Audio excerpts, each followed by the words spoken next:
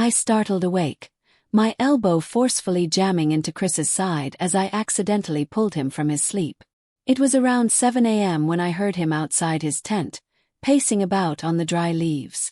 The noise stopped a short while later. Now it was 8:30 a.m., and there were no traces of Richard.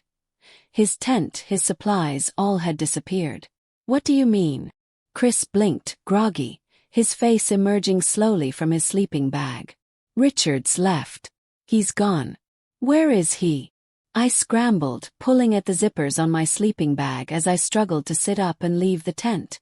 The forest floor was untouched. Any traces of Richard had been wiped away, hidden under a thick layer of auburn leaves. How long has he been gone? It couldn't have been more than an hour. Is he taking a piss? Chris asked dismissively. No, I said, my voice tinged with disbelief. It's like he's just disappeared. He's taken his tent down and left. Chris's eyes widened, and he quickly shifted from groggy to alert. You're joking. Where has he gone? His head appeared over my shoulder, peering into the clearing. Honestly, has he just gotten up and wandered off? I stepped out of the tent, my joints creaking as I took a few cautious steps, scanning the clearing and the nearby woods for any sign of Richard. A neat patchwork of pine trees surrounded us, their long rows forming narrow vistas between them. But there was nothing unusual to see. This isn't like him, I muttered. We've been doing these hiking trips for 12 years, and not once has he ever strayed even a few feet from the group. We're all team players. We always make decisions together. A wave of discomfort rolled in my stomach, and I hesitated. Did he tell us he was leaving? I rummaged through the rucksack, my fingers finding a cold metallic slab. I pulled out my phone, holding it up toward the sky as if offering it to some unseen deity. No signal, I muttered. I swear I had at least 2 bars last night. We set up camp here because it was the first place in miles where I had signal. I meant to send Jane a message to let her know we were okay. Crap, I'll have to call her when I get the chance. Chris's eyes widened as he suddenly sprang into action, moving with urgency. He headed back to the tent, pulling out a waterproof jacket and fumbling through its pockets. I was going to show you how these worked, he muttered, his words coming in a rush. I got some of those trackers a few months ago after we lost the bag and stuff. I thought we could put them on all our stuff. His explanation was a blur, his intense focus on the phone cutting through the conversation. He tapped at the screen, eyes never leaving it, until he found what he was looking for. I think I put 2 trackers in Richard's bag by mistake. I couldn't find them in my rucksack last night, he said, still not making eye contact. I stayed silent, not wanting to break the spell as he worked with a quiet intensity. Finally he turned the phone toward me. Here, he said, with more confidence than he probably felt. I found him. I looked at the screen, seeing a map. Barely a map really, just a deep green field with few details. But I noticed a few pinpoint markers at the top and bottom of the display. Chris pointed to the group of pins at the bottom. This is us, I think. And these ones up here, those are Richard's. He tapped the screen, zooming in on the markers he thought belonged to Richard. No way, I muttered.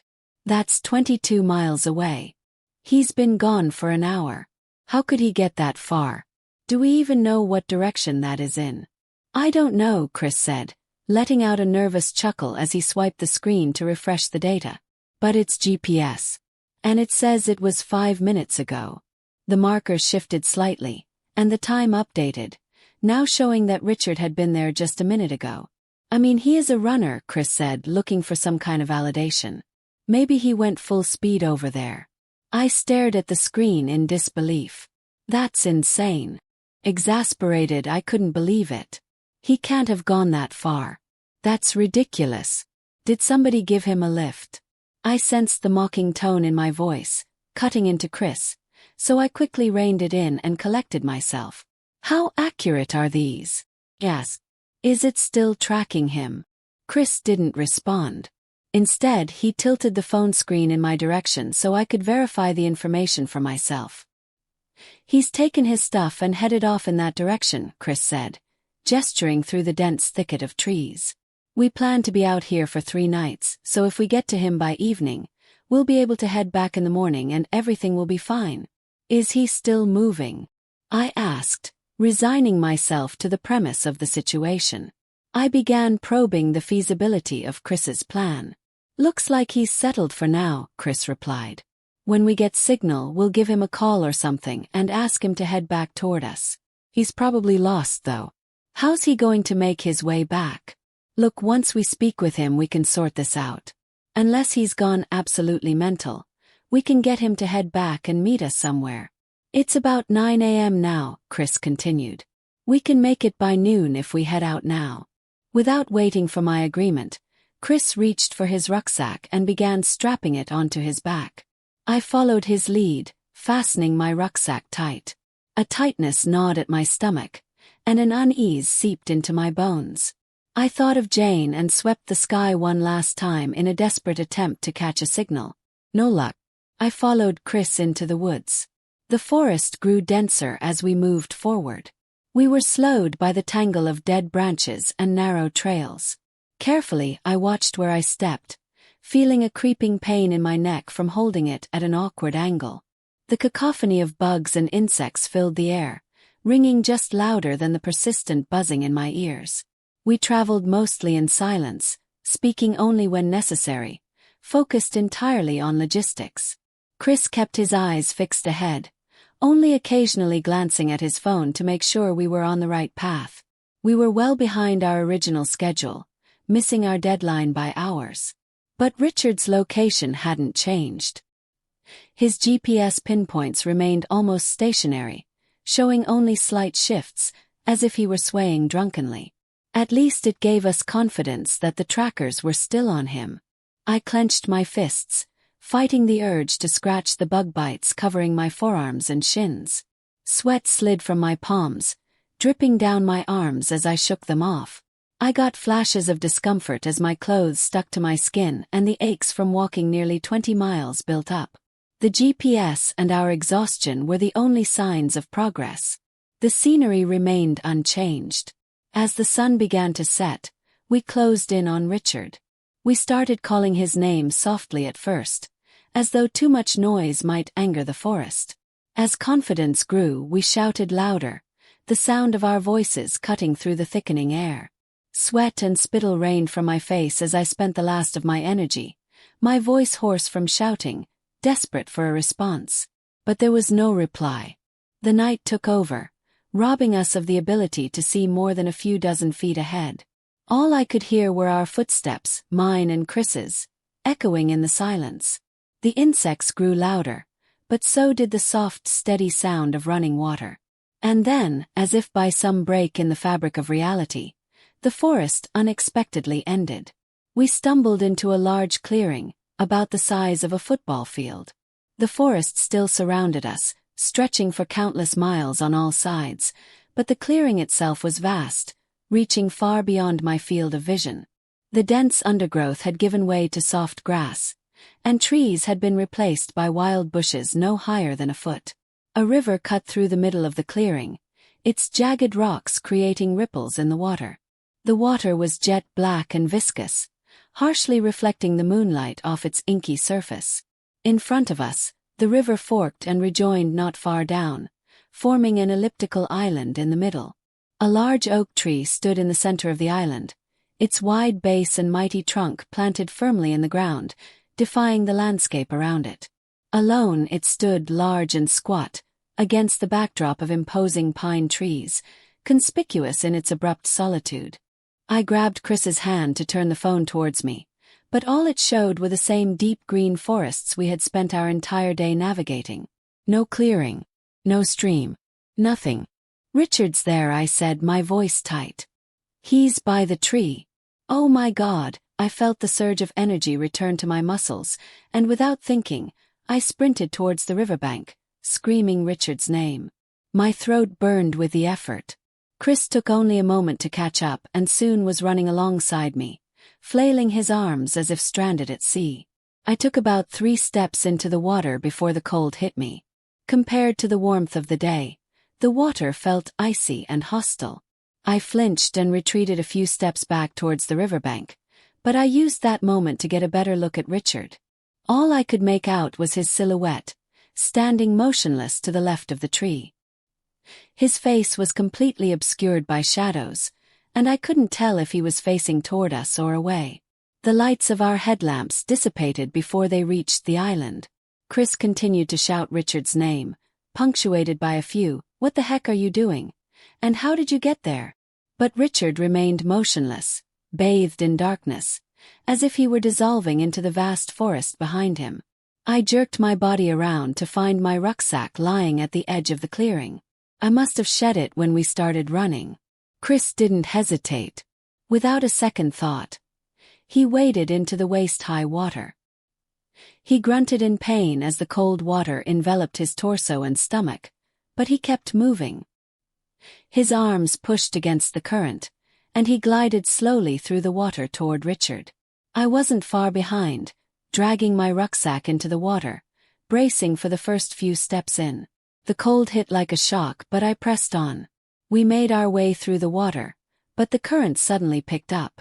I saw Chris bowled over by the force, and I braced myself against the current, feeling it surge through me with tremendous power.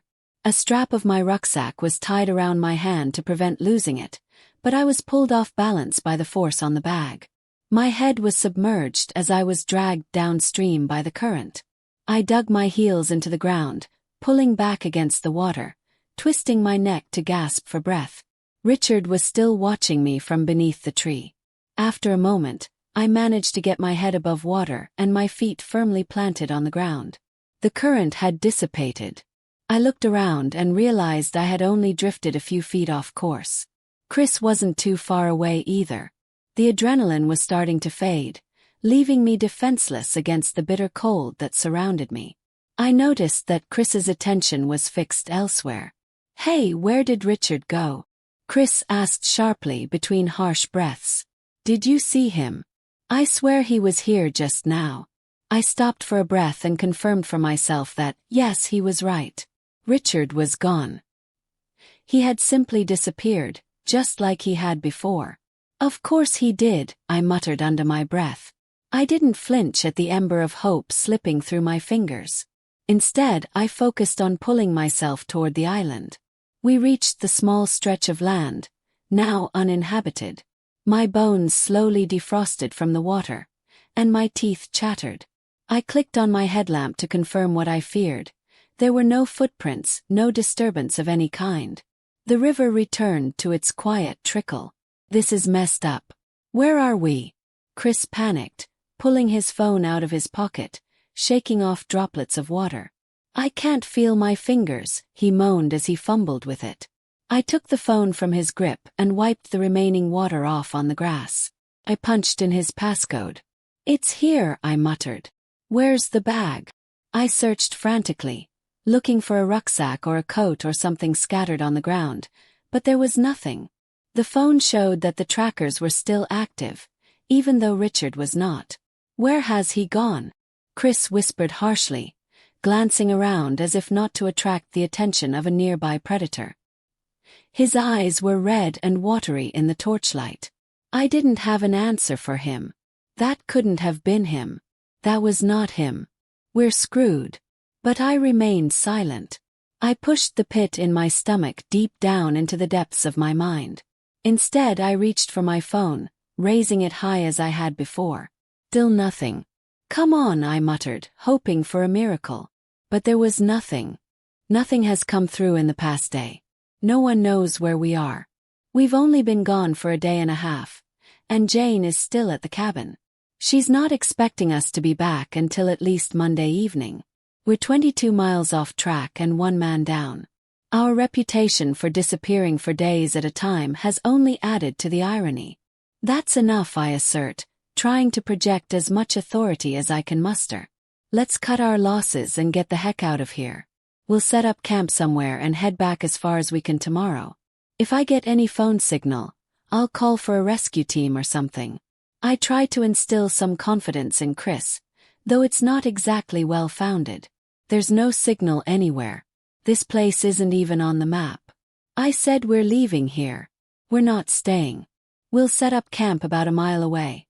And we should be able to get back just fine, I add, spitting with righteous indignation. But we can't just leave Rich. We can't just leave him lost out here. He's somewhere, right? Chris pleads with uncharacteristic meekness. Yeah, but that's his own fault, isn't it? I mutter, the words stinging the air with their vitriol. The comment lingers in the air, but I don't let it stick. We wait in silence for a moment before I turn to head back. My torch catches the base of the tree, and I turn to illuminate the trunk, scanning upwards towards the top. There, about head height, I see carvings etched into the wood, carefully sculpted angular geometric shapes in rows, running from top to bottom. I graze my fingers along them, recognizing the markings as Norse runes. Up and down they run, carefully transcribed, their edges smooth and deliberate. I rub my fingertips together, examining the deep red coating on them. The metallic smell confirms it, blood. I examine the tree again, scanning its trunk. The markings aren't just on the runes. The entire face of the tree has been smeared in the same deep red. A sense of realization washes over me. This must be why Richard brought us here, I say quietly. Chris shuffles over, his blind panic now subsiding into a sense of calm. I know it, he says, almost reverently. These are symbols of protection. They bring fortune and good luck to those who happen upon them. Chris eyes the symbols up and down in silence. We both breathe deeply, trying to calm ourselves. I retrieve my rucksack from the riverbed, carefully digging through it. I unsheathe a kitchen knife and bring it back to the tree, scanning the bark for any further signs of instruction. I rub more blood onto my fingers and examine it closely. It seems that the blood fixes some kind of connection between the donor and the runes, endowing the traveler with good fortune. Chris silently presents me with his palm. I look to him for approval before firmly pressing my knife into it and slicing across the center just above his thumb, cutting along his heart line. He doesn't flinch. I present my own hand to him, and he does the same, digging into my skin to ensure a decent amount of blood flows. A sense of warmth grows from my hand, spreading up my forearm and into my body. I inhale deeply, holding the moment in my mind. I take his hand in mine, pressing them together, squeezing them with my other hand to strengthen the bond. Together, we reach for the tree and smear our blood across the markings.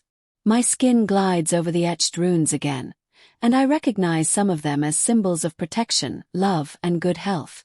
Yes, I think. This is what we need. We're out here in the apathy and brutality of the wilderness. These omens will protect us from whatever lurks in the shadows. Chris is smiling with his eyes. He knows it just like I do. I reach over and caress his face, smearing a line of blood across his forehead. Then I turn to study the runes once more.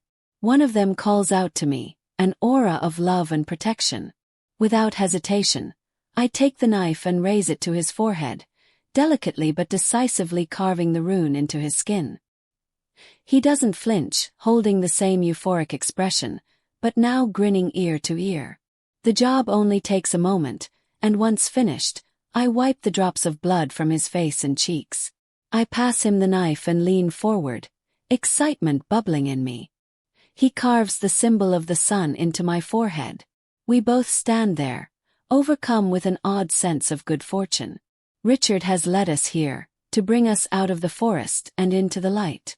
The light feels like a distant memory, a beacon guiding us back to our friends and family, waiting for us with open arms. But then, suddenly, the ground vibrates beneath our feet. We startle, stepping back as the earth shifts, and a hole opens up at the base of the tree. We pause for a moment, staring down into the newly formed chasm. It's like a tunnel into the earth itself, stretching deep into the blackness, curving under the tree and disappearing out of sight. Chris stares at me, his gaze filled with an unspoken understanding of what we must do next. Once again, Chris presents me with his hand, palm up toward the darkened sky.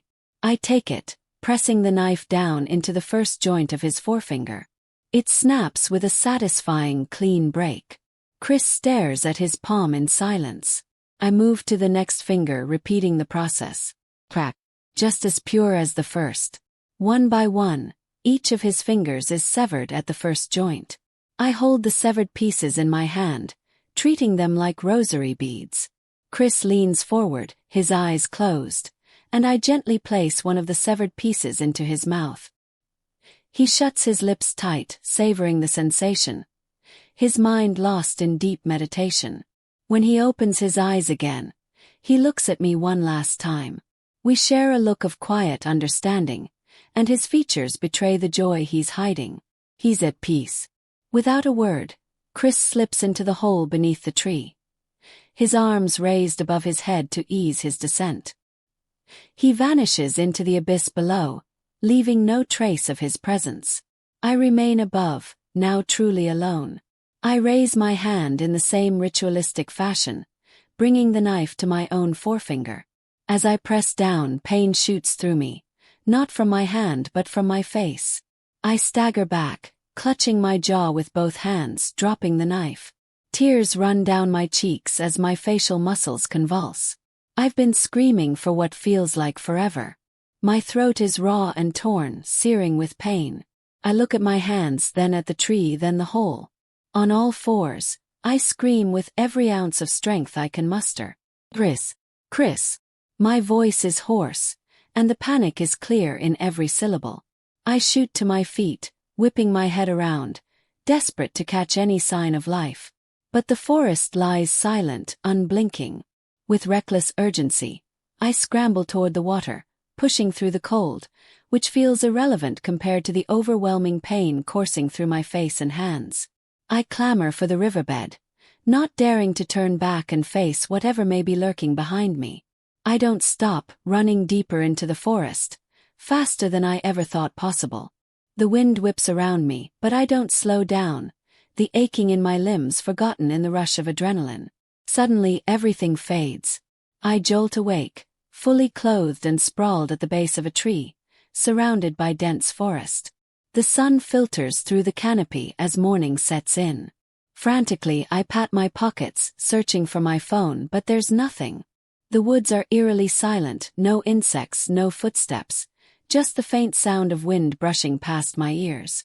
I let out a guttural, full-bodied scream, one that echoes through the emptiness for what feels like hours. Nothing. I taste the dryness in my mouth, but it's nothing compared to the brutal pounding that my body is still reeling from. Before my mind can catch up with my thoughts, my body moves instinctively, driven by a primal thirst for survival. Stumbling through the forest, I lean against tree trunks to steady my balance, pushing forward without knowing where I'm going. Thoughts of Chris and Richard batter at my mind, uninvited, demanding attention. Their images don't bring me tears, they only bring stress. I need to help myself first, and then I can help them. Licking my wounds out here, in the middle of nowhere, won't bring a rescue party. I swipe my thumb over the jagged shards of my phone screen, entering the passcode. I open the map, holding it out in front of me, praying for a sign. I squint into the dim light of the screen, hoping for a glimpse of my lifeline, but there is no signal. The GPS is working fine at least, but deep green smears cover the face of the phone, making any detail impossible to decipher. Fine. Whatever. At least I can still tell north from south like the back of my hand. I turn on my heels, face southeast, and keep walking. I'm not sure how much time has passed when I find myself led to another clearing. The change in scenery is as abrupt as before, but this time I'm standing high up on a cliffside. The drop below me is sheer, probably 100 or 200 feet. At the base of the cliff, an uninviting tangle of stone and twisted fate beckons. Beyond that, the forest stretches out, sprawling endlessly in every direction, far past the horizon. I squint, confused. Where did this come from? The forest had been flat and uninterrupted for the entire trek, and now, suddenly, I find myself standing a few hundred feet in the air. I haven't seen a hill anywhere on this journey. I pause to collect myself and think, trying to make sense of this. Like the river, the cliff face stretches for miles on either end, a fault line in the earth, splitting the world into two halves. I stare at it, realizing this must be the way forward. But the map is useless once again. It provides no routes, no alternatives, no helpful guidance whatsoever. My heart leaps, and I almost drop the phone as it vibrates, sending a tremor up my arm, my body suddenly alert. It's Jane calling. I stare dumbly at the screen, frozen for what feels like an eternity. No emotion breaks through the wall of concentration I've built around myself. I raise the phone to my ear. "Hi," she says, her voice hesitant and sheepish. "Oh my God, I'm so glad to hear your voice." Relief washes over me as her words light a warm glow of hope in my chest. "Where have you gone? What happened? Are you all right?" But then I hear the edge in her voice. Her fear is palpable. The brief flicker of hope vanishes in an instant, replaced by a hollow feeling in my soul. I've been worrying non-stop for the past 3 nights. Becky's worried. The kids are worried. Is Chris with you? What were you thinking? I gasp, about to interrupt, but Jane builds momentum, not letting me get a word in. "You left in the dead of the night, 2 a.m. I called the police and they've been searching for the past 2 days. What do I tell the kids?" A headache explodes in my forehead, and I struggle to form words as the flood of her anger and accusations overwhelms me. "We went hiking," I manage, though my voice is small. "It wasn't." "Yeah, no kidding, we went hiking." I swallow hard, trying to hold back the guilt. "You took everything. Where are the kitchen knives?" Becky was crying. "The kids are terrified." "What are you doing?" My jaw hangs open in defenseless silence, the pain of her scorn hitting me harder than anything physical. I don't know. Sorry. But we lost Richard. He went off and we had to." "Who is Richard?" she screams, her volume rising into hysteria. I have to pull the phone away from my ear, the force of her voice stinging. "What are you talking about? Who was Richard?" I feel faint, staggering backward, clutching my stomach as I fight the urge to throw up. He came with us on the trip. We lost him, and we went to find him, but Chris." I breathe heavily, scrambling for an explanation, but it feels like the words are slipping through my fingers. Who is this?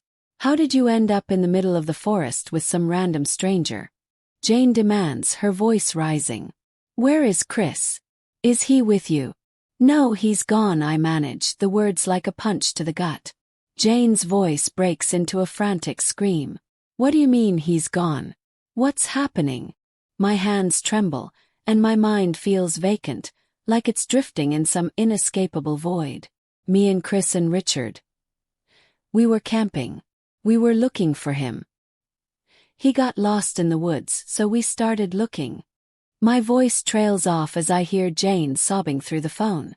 Her anger has dissolved into desperate pleading for answers. "Ed, where are you? Can you tell me where you are?" "I'm lost," I whisper, the words tasting bitter. "I don't know where Chris is." At this point I'm spent. I've run out of explanations, but I need to confirm my worst suspicions. "Me, Richard, and Chris, we left on Friday afternoon and we walked about 10 miles into the forest. We set up camp, but we got lost." I enunciate each of the details for my own sake as much as for hers.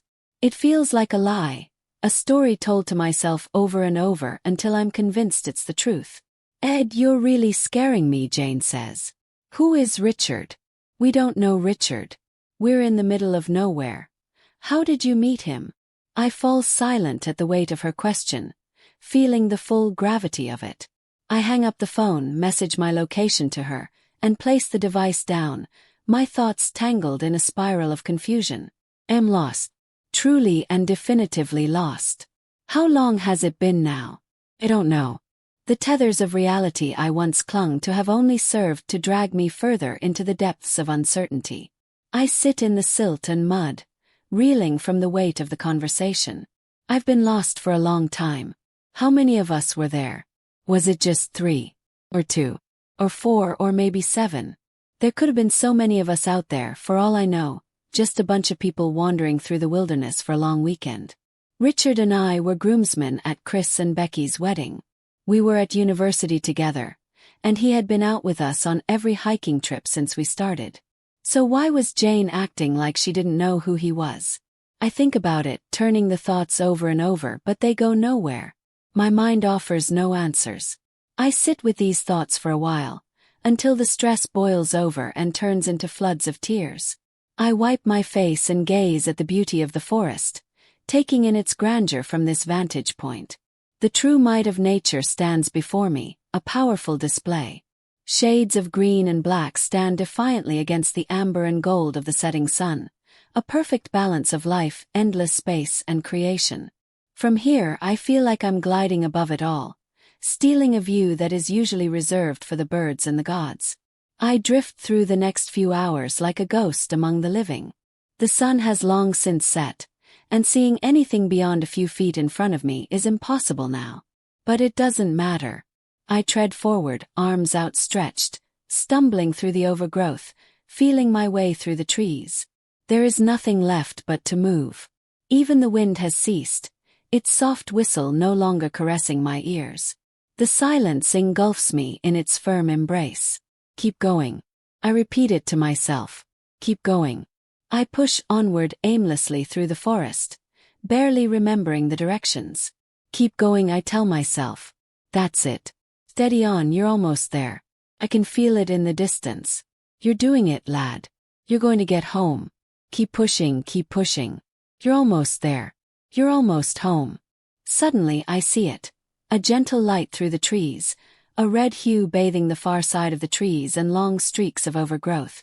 Like a moth to a flame, I move toward it, single-minded in my pursuit. The light grows brighter, but I don't squint. I step through the clearing. Nestled in the center of it is Richard's tent. The soft glow of a torch emits from inside, casting warmth against its canvas walls. The light reaches out, illuminating all directions in the surrounding blackness of the forest. The tent sits peacefully among the trees, a promise of comfort in this hostile world. I glide toward the tent, my feet no longer burdened by the traps and snares of the forest floor. My hand brushes the canvas, leaving behind fragments of dried blood along its side. I inhale deeply, the warmth filling my lungs. Crouching down, I reach around the left-hand side of the tent and gently tug on the zipper. It purrs softly as I trace the semicircle of the opening, and the canvas door falls away, granting me entry. Inside, everything is Richard's, neatly folded and arranged on the floor of the tent. Little lights twinkle softly, twisted around the poles and suspended in the air like fireflies. Richard's books and glasses sit patiently to the right of the tent, next to a flask of coffee and a half-smoked cigarette. This is a man I understand, a man I know with every fiber of my being. 2 sleeping bags lay neatly in the center of the tent. And there, lying on the floor, is Chris. He's sleeping soundly, but there's something wrong. His chest isn't rising. Chris looks peaceful, his eyes closed, and a satisfied grin decorates his face. I lean closer towards him. He smells wonderful. His hands feel cold to the touch as I rub the stubs of his fingers, facing away. I lay down next to him, curling into a slight fetal position to allow him to spoon my body. I snuggle my back into his chest, trying to warm him with my life. Footsteps emerge from the forest, moving towards the tent, and a shadow appears against the canvas. It stretches high up the walls, either impossibly large or uncomfortably close. It begins to circle us, the crackling of dry leaves announcing each step. The shadow is soon joined by a second, entering the parade around the tent. They clap and click in quiet rhythm, slow and soft at first. But soon, the sound swells with confidence as another pair of hands joins the ensemble. A fourth shadow enters, murmuring under its breath, clicking in counterpoint to the others. I lay there in Chris's embrace, watching in quiet contemplation as the performance unfolds. The rhythmic cacophony grows. Drums, claps, snaps, shouts, and jeers form a rich tapestry of celebration outside the tent. The shuffling of feet creates a viscous white noise as at least a dozen bodies circle the tent. They all chant in unison, singing an ancient song. It spins me into a psychedelic bliss as I mouth the words along with them, though no sound escapes my lips. I lie there, blinking, as a pool of spit forms on the ground beneath my mouth. Chris reaches over to my shoulder and wraps his arm around me. I warm his flesh with my love for all things. My eyes close as I become one with the moment. The tent unzips, and I feel something pulling at the floor. It steps inside, and I am greeted with an overwhelming sense of warm understanding throughout my body. Saying nothing and seeing nothing, I know that it is Richard. My chest rises unevenly as I draw a breath, filled with excitement. He lays down in front of me, and I hold him, trembling the same way Chris is holding me. From the way he feels, I can tell that he is longer, but I don't open my eyes. The crowd outside grows louder in frenetic jubilation. I feel the heat emanating from Richard, and his moisture covers me. We lay there together, in the center of this world. This is truly the home I was seeking. I see no sight, hear no sound, and feel no feeling. Only the knowledge that I will be held here, entwined with the friendship of my greatest companions. Forever. The passage then transitions into an ad segment. Today's episode is sponsored by Rocket Money. If you're like me, you sign up for something and forget about it after the trial period ends, only to be charged month after month. The subscriptions are there, but you're not using them. In fact, I just learned that 85% of people have at least one paid subscription going unused every month. This is where Rocket Money comes in. Rocket Money is a personal finance app that finds and cancels your unwanted subscriptions, monitors your spending, and helps lower your bills so you can grow your savings. Rocket Money has over 5 million users and has saved a total of $500 million in canceled subscriptions, with users saving up to $740 a year when using all of the app's features. Cancel your unwanted subscriptions and reach your financial goals faster with Rocket Money. Go to rocketmoney.com/MrCreepypasta today. That's rocketmoney.com/Creepypasta. I hope you enjoyed the story today. If you did, feel free to drop a like and subscribe if you haven't already. And if you are subscribed, turn on notifications so you don't miss the next video. Also, drop a comment below with any stories you want to hear next. Stay creepy, everyone. Damon McSigh, Rain, Big Country, Alan, Smiling Cat, Jerry Ree, Nelson, Asada, D, Screaming Meat, Gasher, thank you all for supporting the channel.